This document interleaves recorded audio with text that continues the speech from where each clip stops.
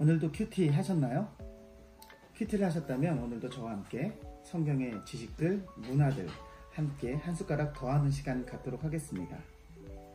마가복음 7장 1절에서부터 23절까지의 말씀 중에서는요, 오늘 우리가 함께 보려고 하는 것은 바리새인들과 서기관들이 예수님에게 나와서 예수님을 곤란하게 만든 바로 장로의 유전에 대한 내용입니다. 장로의 유전이라는 것이 과연 무엇일까요? 오늘 성경에 보니까 그 장로의 유전에 대해서 기록해 놓은 그런 내용들이 있어서 먼저 읽고 그 내용이 무엇인지, 그리고 이 장로의 유전이 왜 이들에게 중요했는지에 대해서 함께 알아보도록 하겠습니다. 오늘 마가복음 7장 1절에는 바리새인들과 예루살렘에서 온 몇몇 서기관들이 예수께 모였다. 그들이 예수님의 제자들 중 몇몇이 더러운 손, 곧 씻지 않은 손으로 빵을 먹은 것을 보았다 라고 시작되어집니다. 그러니까 지금 이들에게 어려움이 되는 것은 씻지 않은 손입니다. 왜 그러냐면 이것이 장로의 유전 가운데 있기 때문이죠. 그러면 장로의 유전은 어떤 것이 있는가? 손을 주위에서 씻지 않으면 먹지 않았고, 두 번째, 시장에서 돌아와 몸을 씻지 않으면, 또는 다른 사본에는 그곳 시장에서 사온 물건을 씻지 않으면 먹지 않았다 라고 기록되어 있습니다. 또 세 번째, 성경의 기록에 의하면 잔과 항아리와 놋그릇, 또 침대를 씻는 것 등을 아주 중요하게 여겼다. 그것이 장로의 유전이다 라고 그렇게 기록하고, 이것을 지키지 않은 제자들, 특별히 손을 씻지 않은 제자들에 대해서 지금 그들을 장로의 유전으로 지적하는 모습을 보여주고 있습니다. 그렇다면 왜 유대인들은 장로의 유전을 이렇게 목숨 걸고 지켰을까요? 그 이유는 이 장로의 유전의 시작에서부터 우리가 알아볼 필요가 있습니다. 유대인들은 바벨론 포로기를 지나면서 한 가지 믿음이 생겼습니다. 그것이 무엇이냐면 자신들이 바벨론의 포로가 되었던 아주 결정적인 이유가 하나님의 말씀을 지키지 않았기 때문이다 라는 것이었습니다. 그래서 하나님의 말씀을 지키기 위해서 많은 학자들과 그리고 랍비들이 모여서 그것을 어떻게 잘 지킬까를 고민해내서 만든 것이 바로 장로의 유전이라는 것이죠. 이 장로의 유전은 당시만 해도 입에서 입으로 구전되어지는 내용이었습니다. 실제적으로 이 장로의 유전이 문서화된 것은 예수님이 승천하신 후로부터 약 200년 후, 그러니까 주후 200년 후에 문서화되었습니다. 그렇기 때문에 이때 당시만 해도 장로의 유전이라고 하면 지금 우리가 생각하는 어떠한 기록이 아니라 그냥 대대로 내려오는 그런 법이었다는 것이죠. 그렇다면 이 장로의 유전이 성경에는 기록되어 있을까요? 아니겠죠. 200년 후에 기록되었기 때문이죠. 그렇기 때문에 하나님의 말씀과는 전혀 상관없는 내용들이 많이 들어가 있습니다. 오늘 손을 씻는 내용도 그렇고요.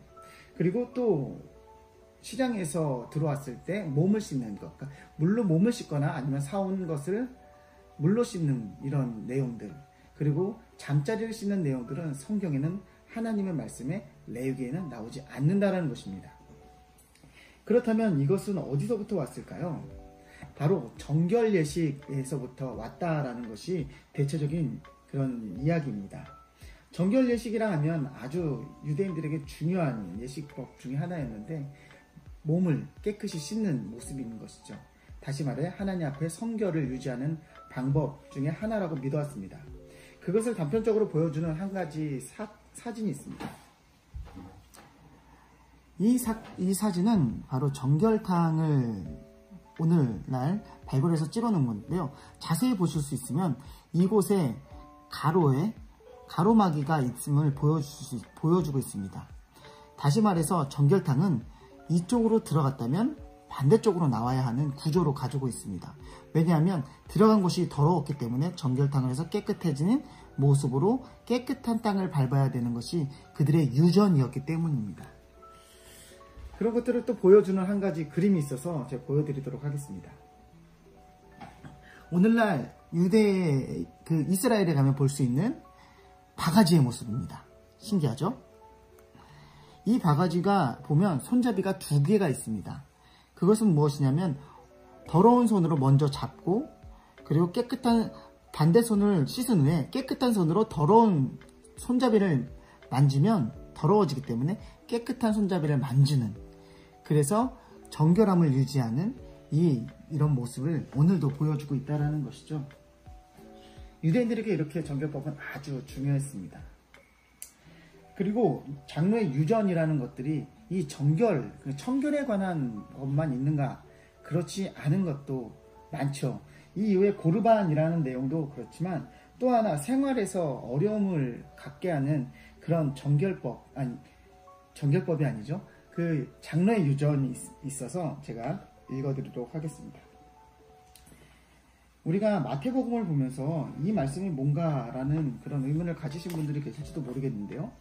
마태복음 5장 41절에는 이런 기록이 있습니다. 또 누구든지 너로 억지로 오리를 가게 하려거든 그 사람과 심리를 동행하고, 여기서 말하는 오리라는 개념은 안식일에 걸어갈 수 있는 최대한의 거리였습니다. 그러니까 이스라엘 사람들은 안식일에 걸을 수 있는 거리 또한 장로의 유전으로 정해놓고 지켰다라는 거죠. 그렇기 때문에 사도행전 1장에 보면 이런 말씀이 있습니다. 1장 12절 말씀인데요. 제자들이 감람원이라고 하는 산으로부터 예루살렘으로 돌아오니 이 산은 예루살렘에 가까워 안식일에 가기 알맞은 길이라. 안식일에 걸을 수 있는 충분한 거리 안에 있었던 그런 산이다라는 표현입니다. 이렇듯 장로의 유전은 여러 가지로 유대인들에게 아주 중요한, 자신의 성결을 나타내는 의미로 아주 중요한 그런 내용들을 담고 있었다는 것입니다. 그러나 정확한 것은 하나님은 그것에 대해서 기록해 놓지 않으셨다는 것이죠. 어떻게 보면 말씀 안에 있는 또 다른 율법이다라고 볼 수 있겠습니다. 그래서 장로들은 그 유전을 가지고 유대인들을 통치하는 데 사용하였고, 그것으로 정결한 사람과 부정한 사람을 또 정죄하기도 하였다는 것입니다. 장로의 유전에 대해서 오늘 함께 알아봤습니다. 그러면 오늘은 여기까지 하겠습니다.